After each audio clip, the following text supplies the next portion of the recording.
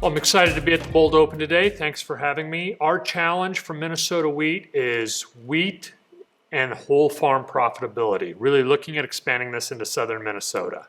My name is Charlie Vogel. I'm the Executive Director of Minnesota Wheat. Who we are and what we do. Minnesota Wheat is farmers who grow wheat in Minnesota, contribute to a checkoff as they sell a bushel of wheat. Those funds we invest on their behalf to promote economic and environmental sustainability, to improve farming practices, wheat varieties through wheat breeding, and so on, to make farming better and continue forward and beyond.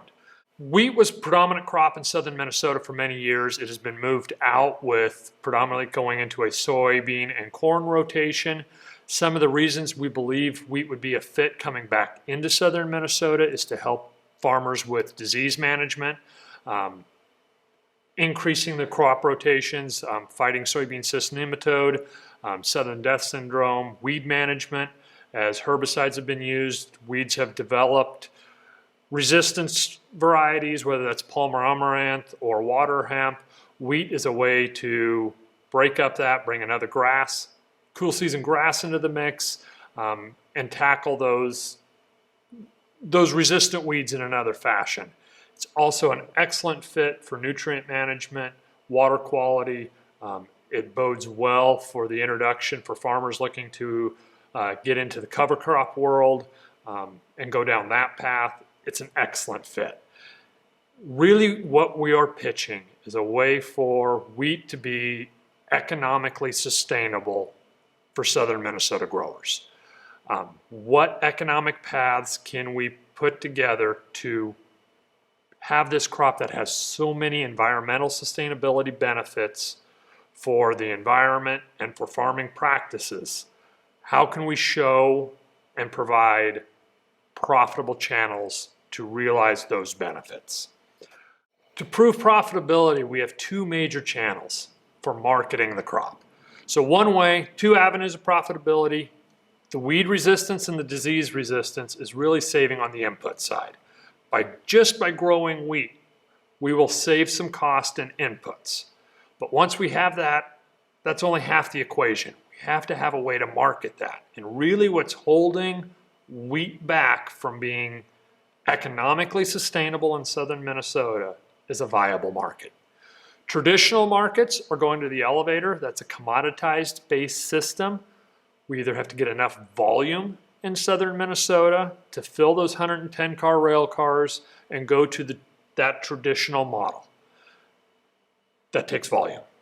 Said and done, the only way around it, we need a lot of farmers to jump on this bandwagon all at once to open that channel. Another option is looking at non-traditional markets. An avenue, farm to plate. With COVID-19, there's such a growing reconnection from the farm to plate philosophy of consumers want to know how their food was grown, how it was produced.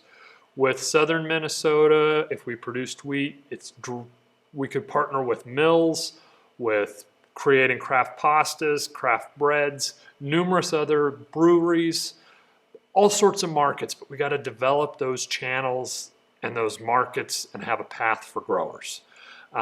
Another one that I think that's right there is growing feed wheat grade barley or wheat for the dairies. They need straw, they need feed. Could we grow a winter wheat? Again, it feeds into that economic or that environmental sustainability by having that. You plant it in the fall. Environmentally, it is such a great fit. What are the ways we can find that to be profitable? So really what we're proposing, what we're asking is how do we have this crop that has all these benefits, but for those benefits to be realized, we need a economically viable path, and then we need to be able to communicate that to farmers and show them how it is, what those benefits are, and those market channels. I look forward to partnering with you and pursuing this endeavor. If you have questions, please reach out to me, and thank you for this opportunity.